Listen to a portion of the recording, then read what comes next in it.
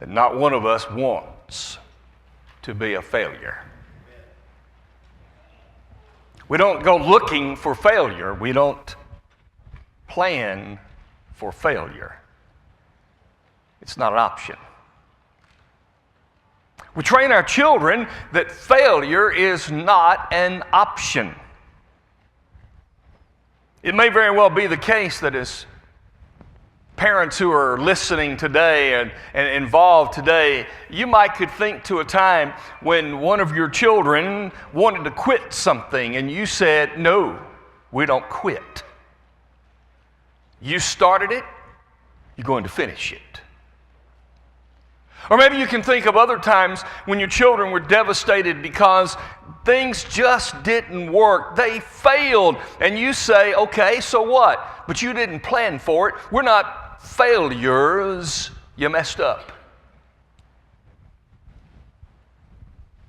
And how many of us started the new year with all kinds of resolutions and thoughts, and we've already failed? It wasn't that you planned to.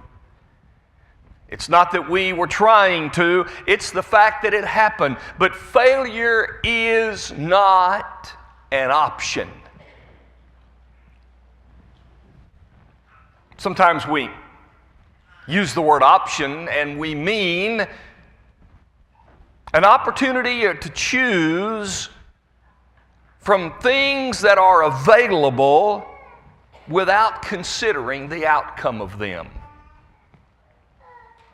Sometimes we use the word option, to mean an opportunity to choose based upon a desired outcome. The idea is failure is not an option. It is not on the table if you consider the outcome you're looking for. If you're not wanting to be a failure, then failure is not an option. But if you don't think about what's going to happen, if we don't consider the consequences, then all of a sudden failure is an option. In this first month of the year, as we continue to think about some things that we all think about during this first part of the year, and as we're thinking about some things related generically to the theme of going on to perfection, failure is just not an option. Let's examine that for just a few minutes. Created human nature by design has options. That's just how God made us. In fact, from the very beginning of the creation, options, choice was laid out there. God took Adam and Eve, the people He had created. He placed them in that garden. And then God said to Adam, "Of every tree of the garden you may freely eat. But of the tree that is in the middle of the garden you shall not eat of it. For in the day you eat of it you will surely die." The tree in the garden, the knowledge of good and evil. God gave them a choice. I know that we are made in the image of God. I know that God put within us His nature. And for me to understand fully how the freedom to choose fits fully with the nature of God, I'm not sure that I understand. I know God has changed His mind. When we pray, prayer is effective. James said, "For the effective, fervent prayer of a righteous man avails much." God changes His mind. Many cases could prove the same. one case, God was so upset with his people, the people of God, Jews, because they were just again rebelling and complaining. And God just said to Moses, just stand over here. And I'm going to kill all of them, and I'll start over with you. And it was Moses who talked God out of it. He changed his mind. Now, to say that God changes his mind based on things certainly is true, but to say that God always operates out of choice seems not to be the case. I can or I won't. God, by his nature, does what his nature does. And so, it seems out of order to me to think that God was sitting in heaven going, create, don't create. Create, don't create. I can't fathom that. It just seems that the nature of God was to create. And to express that nature, he created. Now, we're not animals. Animals operate on instinct. They do what they do because that's what they do. And it's not like they really have a choice. I always am reminded of this when I walk outside of my house and the neighbor across the street has this dog in the backyard on a chain link fence. I've never talked to the dog. I've never hardly looked at the dog. But every time I walk outside, he just barks until I'm gone. It's not like he can go, I'm going to bark at him, but I ain't barking at her. Or I'm going to bark at that one, but I'm not going to bark at that one. It's not like he can choose. He just barks. You know why? Because he's a dog. Dogs bark. He didn't choose it. But we choose. We choose because we have options. And God said in the creative nature, you get a choice. Now, choice is the vehicle of both failure and success. Right before the children of Israel entered the promised land, the book of Deuteronomy recounts the second telling of the law. Moses is reading it to them to help them remember what he had written to them in Exodus and Numbers and Leviticus 40 years earlier. Now, before going into the land, let's read it again. In chapter 30, God said this, today, I call heaven and earth as a witness against you. I have set before you life and death, blessing and cursing. Choose life, that both you and your descendants may live. Choice is the vehicle of success. If you choose life, you will live. But the vehicle of failure is also choice. Because not to choose life is the same as choosing death. And therefore choosing failure. We live in a world where we are presented with choices. That is what life is about. But now, failure is not an option, is it? I like that mental debate and turns into a verbal debate that I have, especially with high school students and sometimes college students on this very idea.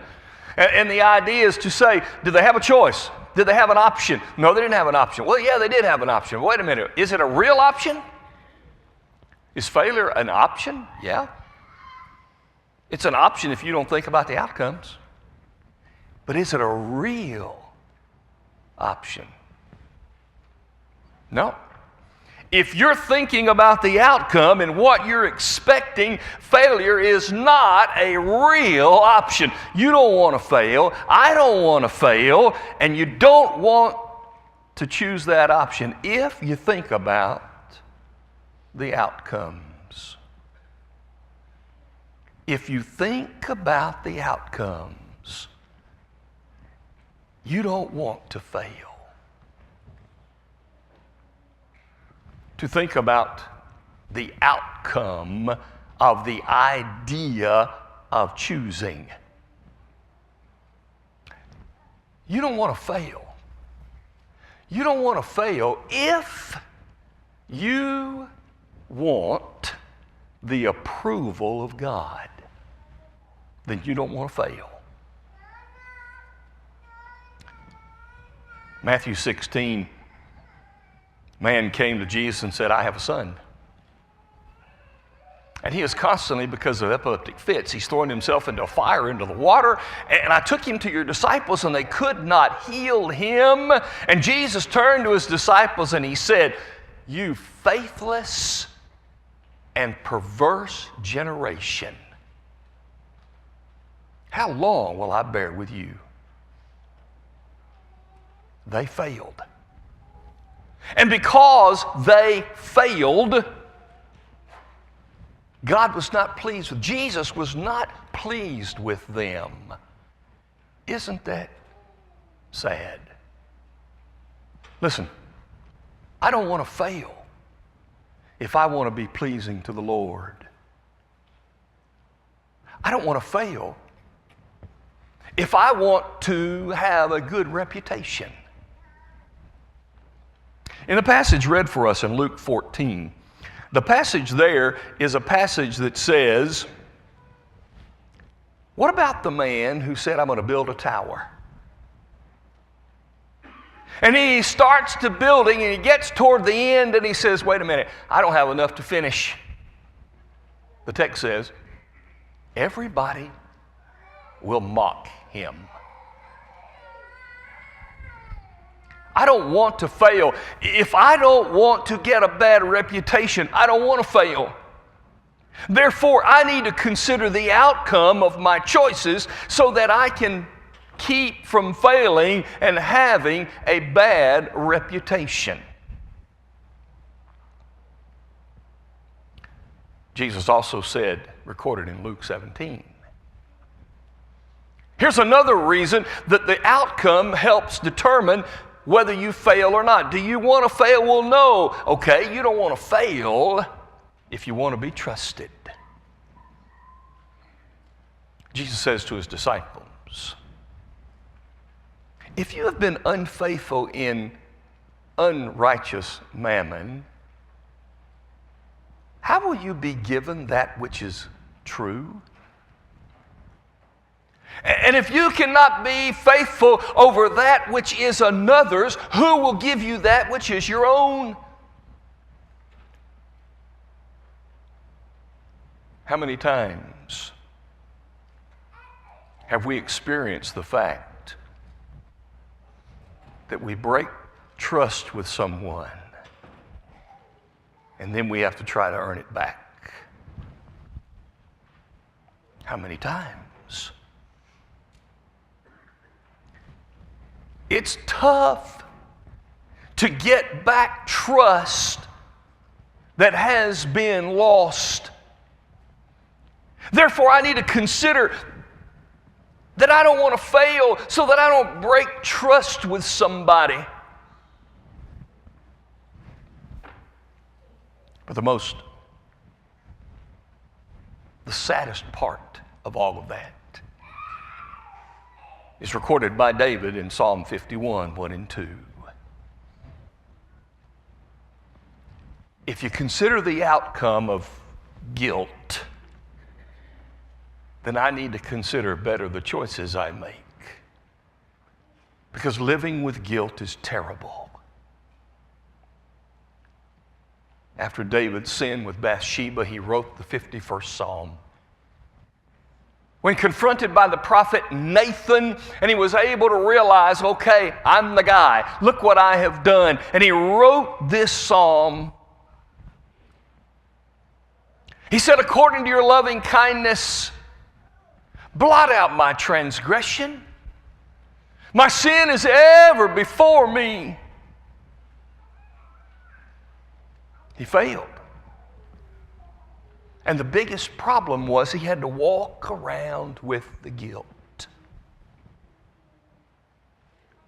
But how many people look at all of the available choices and do not consider the guilt that would come with that choice or that one, and therefore failure hurts. You know, if I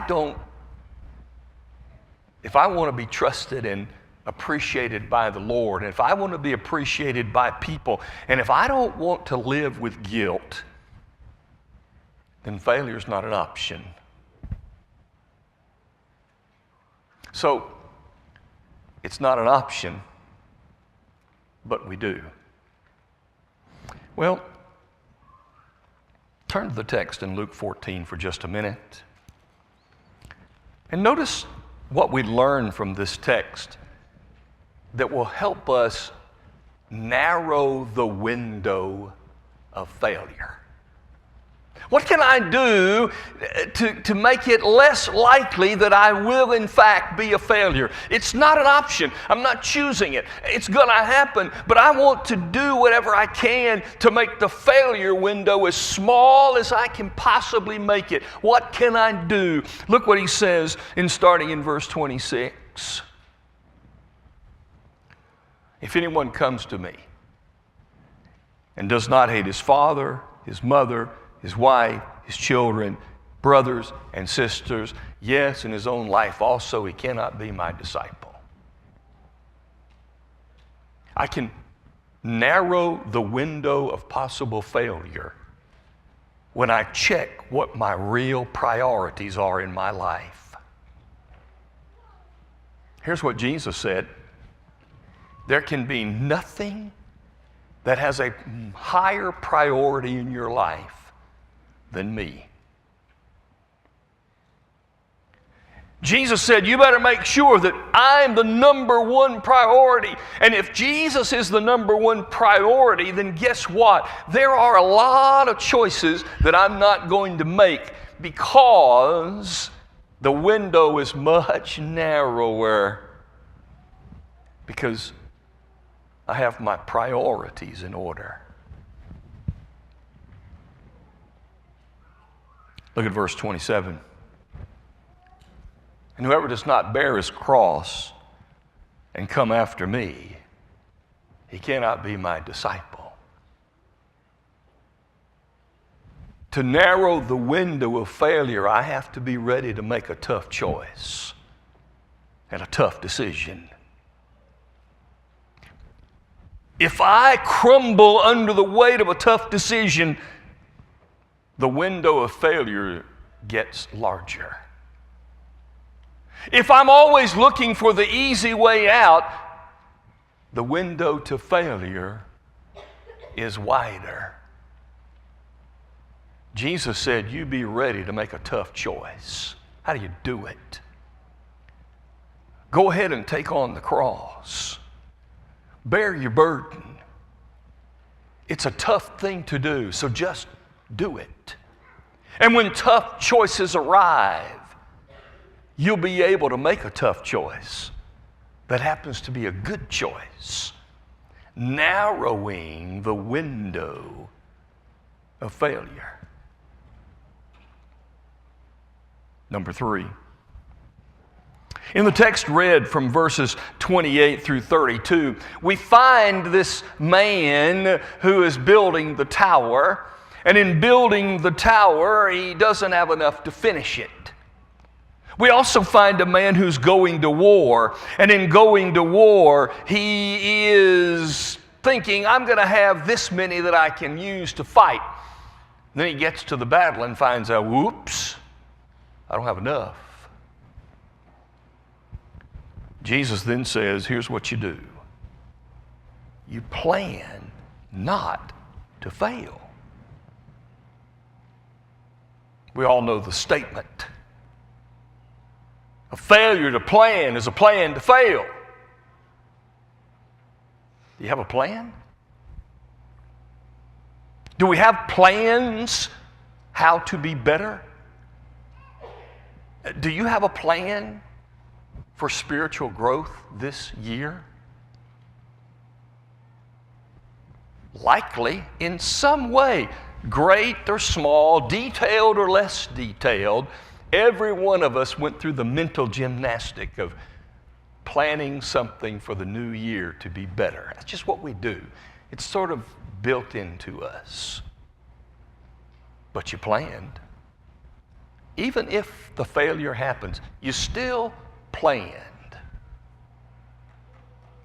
That's what Jesus is recommending. You want that window of failure to narrow, then have a plan that might possibly keep you from failing. Look at verse 33. So likewise, whoever of you does not forsake all that he has, he cannot be my disciple. If you're not willing to give everything up, if you're not willing to understand that all of the planning that we need to do is because we are selfish people. Failure comes from selfishness. Failure comes from us saying, this is what I want, so I'm going to do it. And that's not a plan of success. How many choices that end up causing failure can we attribute to the root of selfishness? Forsake all that you have. You cannot be my disciple. Finally, is this curious statement in verses 34 and 35. I studied, preached, taught Luke 14 many, many times, the text we just read. I've never included these two verses in that text, that context. But it obviously is. Look what he says. Salt is good, but if the salt has lost its flavor, how shall it be seasoned? It is neither fit for the land nor for the dunghill, but men throw it out. He who has ears to hear, let him hear. Here's the common sense thing that he's saying. What is salt? A seasoning. That's what salt is. Well, if salt loses its saltiness, how do you season salt? I don't know. You know that fake stuff they have? They took the seasoning out. To a great degree, they just take the flavor out. How are you going to fix it? What are you going to do to fix the flavor of salt?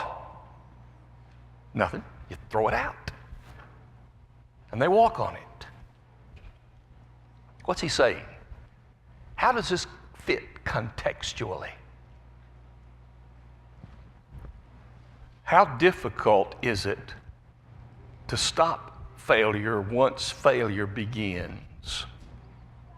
In other words, be careful, Jesus said, not to create the habit of failure. Don't create the habit of failure, because once you've created the habit of failure, it's like salt that it's lost its seasoning. What are you going to do? Christians are the salt of the earth. We are the ones who season life, and if we fail, how will the world be seasoned? You know what I think he's saying? Christians, don't you give up.